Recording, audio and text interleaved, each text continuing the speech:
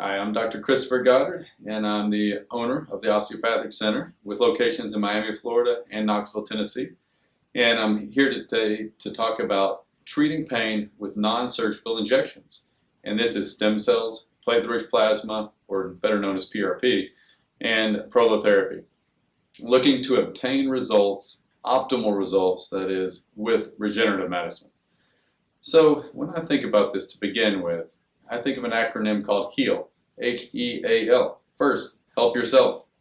Second, evaluate and identify the pain, the injury, and the severity. And third, we have to ascertain the proper treatment option for you. And then lastly, leaving with optimal results. So before we go into some details about how we evaluate and identify and treat, I just want to go over with my buddy here, Slim, about what is painful and what can be treated with these injections. Let's start at the top. We're going to start with headaches. Headaches can come from tendon attachments at the back of the head. They can also come from TMJ problems. We can also get neck pain with the cervical spine muscles being really tight.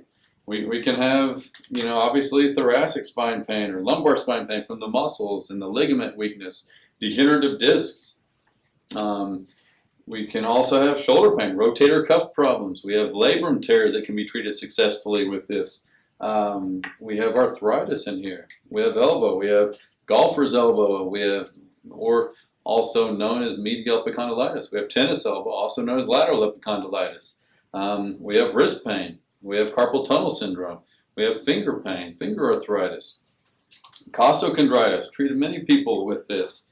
As we go down, we can have different types of back pains. They can arise from the hip. We have a lot of abdominal tears and groin tears that can cause pain. Hip instability creates a lot of muscle tension, which we need to help. Gluteal tendonitis, the trochanteric bursitis, TFL, IT band syndrome. We have knee pain, whether it be the quadricep tendon, the patella tendon, meniscus, arthritis, MCL, LCO, and going all the way down to, we have high ankle sprains.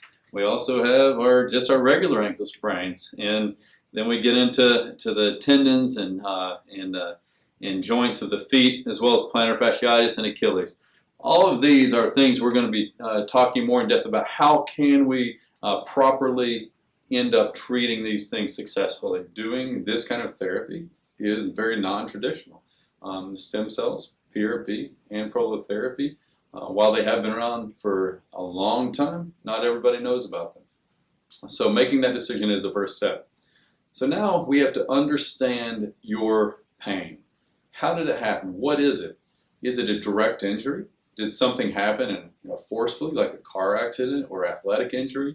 Or was it a chronic repetitive injury that's creating this? Or is it something that nobody really understands why it happened? And it's just getting old, right? But getting old just means there's minor injuries creating these pains. So the first thing that we want to know, is there a direct tear that we're trying to focus on in order to help? The other part of pain can be an instability factor. Instability really means weak and injured ligaments. Even if they may not show up on a scan, these weak and injured ligaments can create pain themselves, and they can also create compensation patterns.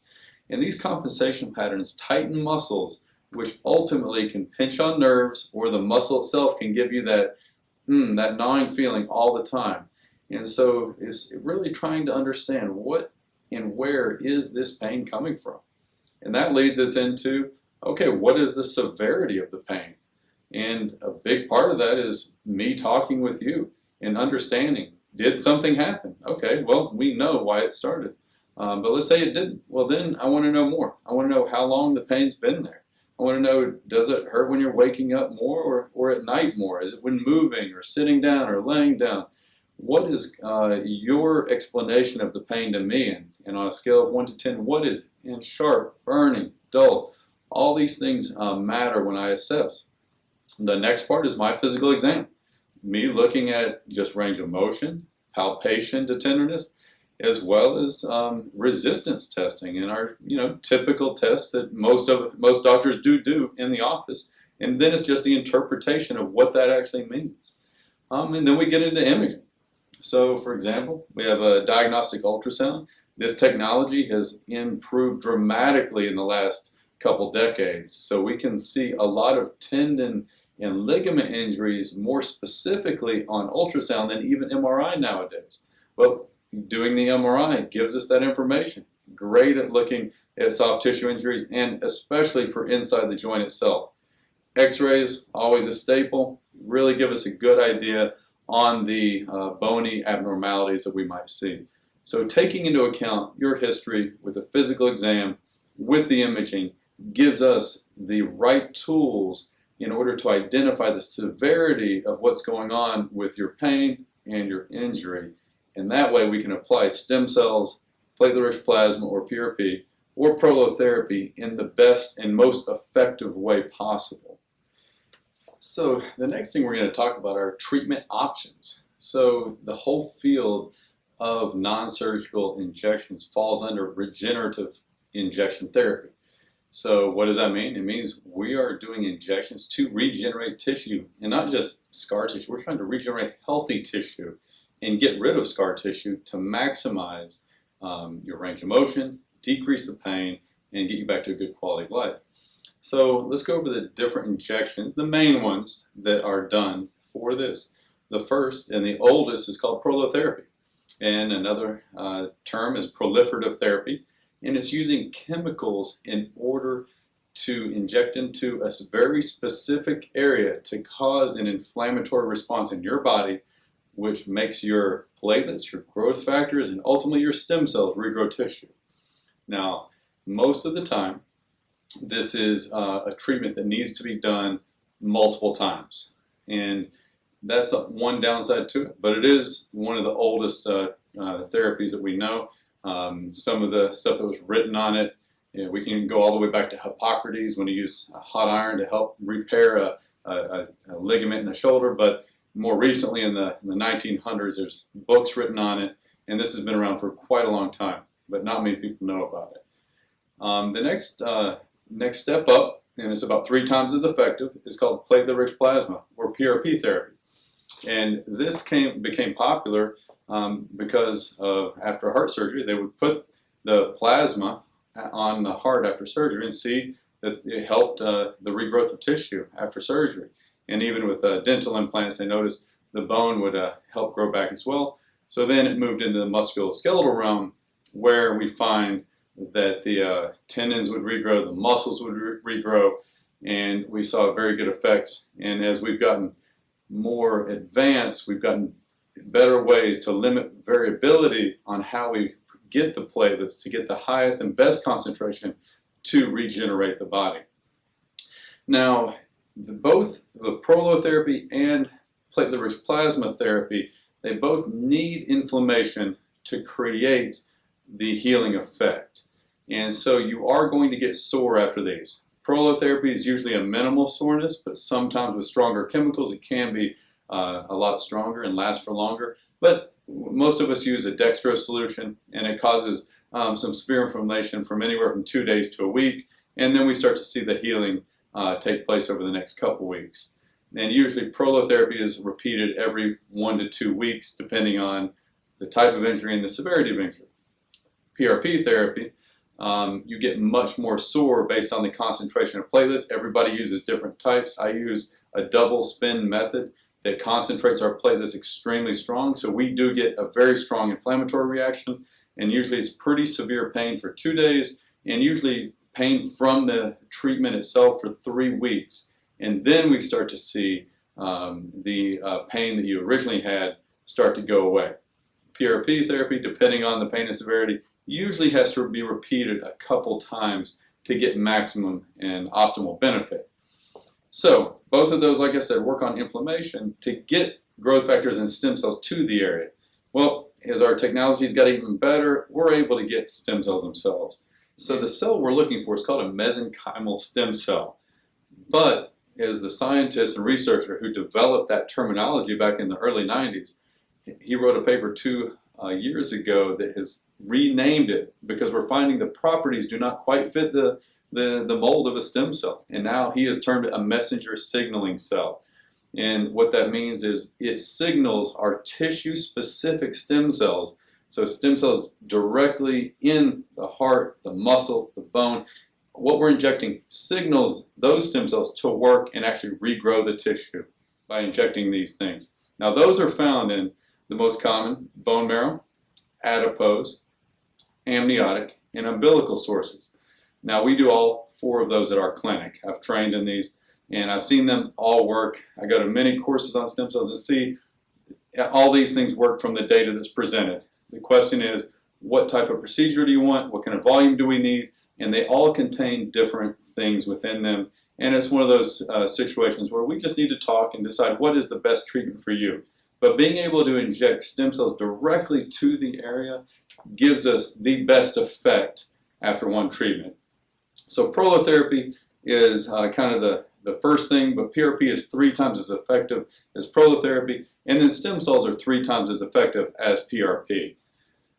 So saying that, it's just a matter of getting a good evaluation like we've talked before, and us talking and figuring out what is the best treatment for your condition. There are certain things stem cells definitely works best for, and there's other things where we see Prolo, PRP, or stem cells work well for it.